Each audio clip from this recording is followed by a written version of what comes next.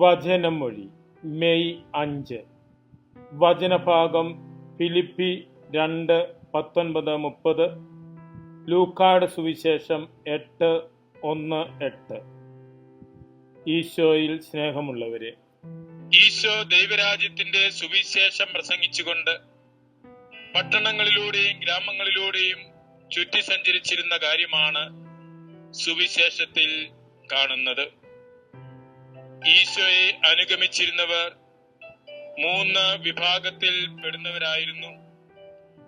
അവിടുത്തെ ശ്ലീഹന്മാരായിരിക്കാൻ തിരഞ്ഞെടുക്കപ്പെട്ടിരുന്ന 12 പേർ, ഗലീലിയ മുതൽ ഈശോയെ അനുഗമിക്കുകയും അവിടുത്തെ ശുശ്രൂഷിക്കുകയും ചെയ്തിരുന്ന സ്ത്രീകൾ, അവിടുത്തെ ശ്രവിച്ച് കൂടെയുണ്ടായിരുന്ന വലിയ ജനക്കൂട്ടം.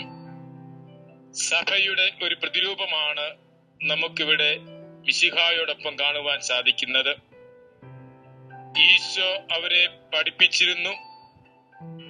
വിതക്കാരന്റെ ഉപമയാണ് ഇന്ന് സുവിശേഷത്തിൽ നാം കേൾക്കുന്നത്.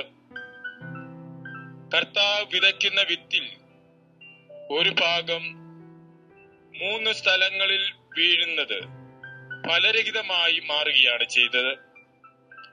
നല്ല നിലത്ത് വീണെങ്കിൽ മാത്രമേ വചനം ഫലം നൽകുകയുള്ളൂ.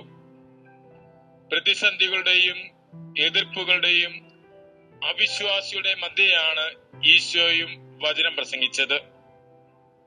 നല്ല നിലത്ത് വീണവ ഫലം നൽകുന്നു.